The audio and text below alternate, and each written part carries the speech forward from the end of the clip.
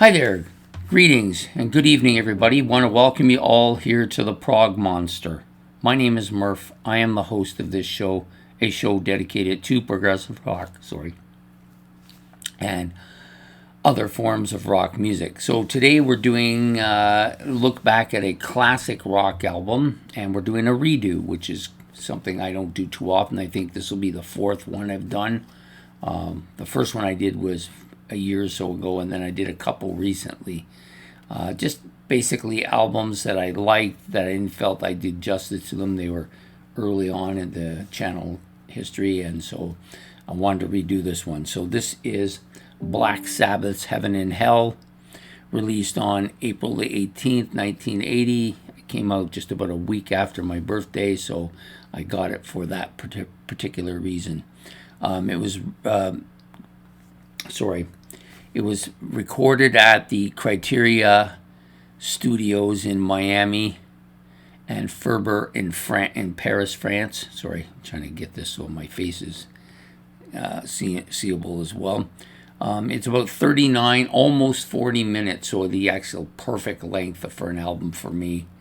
On the Vertigo record label and produced by none other than Martin Birch. Famous for some of his great stuff. So this album, of course, featuring Ronnie James Dio. I'm going to turn it around so you can see this. Ronnie James Dio here on vocals, taking over from Ozzy Osbourne, who left the band in '78 and went on to a solo career. Got Geezer Butler here on bass, Bill Ward here on drums, and of course Tony Iommi on guitars. So this band, this was the first album. Some people say this is a new wave of British heavy metal. I don't know that it is. They did change their style really quite drastically on this album. Doesn't really sound like any of the previous Black Sabbath albums at all. That primarily because you have a totally different sounding vocalist, but also this is much heavier than the original. This is what I would call real metal. Some of those earlier Sabbath albums, well, metal had a lot of other sounds to their music as well.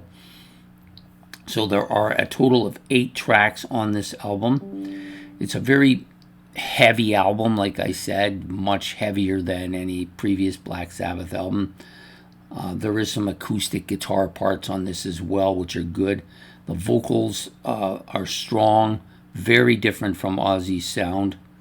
And also the music writing here, which originally...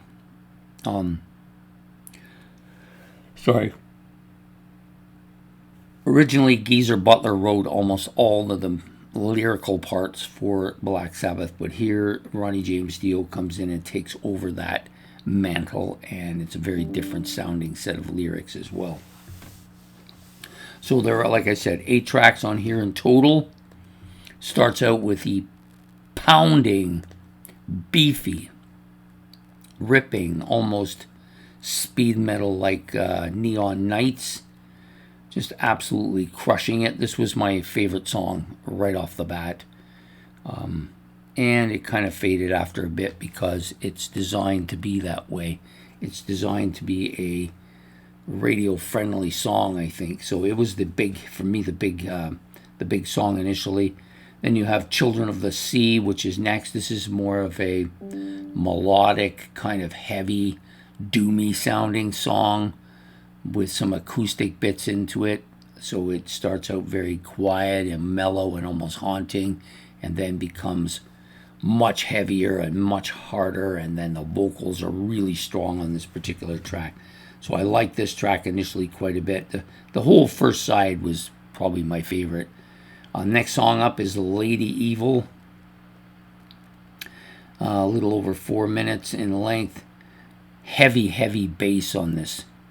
One of the heaviest bass songs on the album. One of the most notable songs for that on this album is it's got a real beefy sound to it, catchy riff. The vocals are strong here. This is a very strong metal song for them. Then you get the title track next, Heaven and Hell to finish out side one. It's almost 7 minutes in length. Probably it is the longest song on the album. I used to think it was so long. What is such a long song? Now it seems kind of short when I think about it. This is a very rhythmic song, catchy riff, and just takes off. The storyline in this is really good. You're listening to the lyrics really strongly here. Ronnie's voice very strong on this particular track. I thought the riff was great, and it's actually become probably the fan favorite on the album. It gets played at almost all their concerts, both with Heaven and Hell and with Black Sabbath. Then you flip it over and you've got, starts out with Wishing Well. Now Wishing Well, initially, I was okay with it. It wasn't until later on that this became probably my favorite song on the album now. It's pounding, it's fast paced. The guitar solo is really good and very interesting sounding. I love the lyrics in this as well. It's just really good. It's actually the shortest track, well, second shortest track on the album next to Neon Nights, but just very catchy opening to side two. Then you got Die Young, which is kind of peak and valley-ish, I think you might want to call it. Very strong song too. Starts out kind of mellow and haunting almost, and then just like goes all out. Fast-paced, heavy, beefy guitar riffing. The drums are pretty strong on this particular track, among the more notable tracks for the drums on this album. Just a really catchy song. Then you've got the last two tracks on the album. So the number 7 track, Walk Away. A good song. One of the less lengthy songs on the album. I think originally, and I could be wrong about this, but I get the impression that this song was supposed to be kind of the single on the album. It's got that kind of almost commercial sound to it. Part of the reason why I really didn't care much for it earlier, I found it not to be really heavy like some of the, well, it wasn't as heavy as any of the first 6 tracks. Just seemed very kind of commercial sounding, but it's not bad. The lyrics are decent on this as well. And then you get the final track on the album, which is Lonely Is the Word.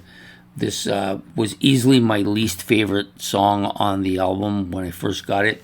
I've grown to like it quite a bit more, and I think it's actually become kind of a Sabbath favorite from a lot of fans who are into the deeper cuts. This is definitely one of them. Fairly lengthy tune too, almost 6 minutes, the second longest track on the album. It's got that heavy, kind of gloomy, doomy feel to it that Sabbath is known for. This, of all of the songs on this album, is probably the most similar to earlier Sabbath stuff.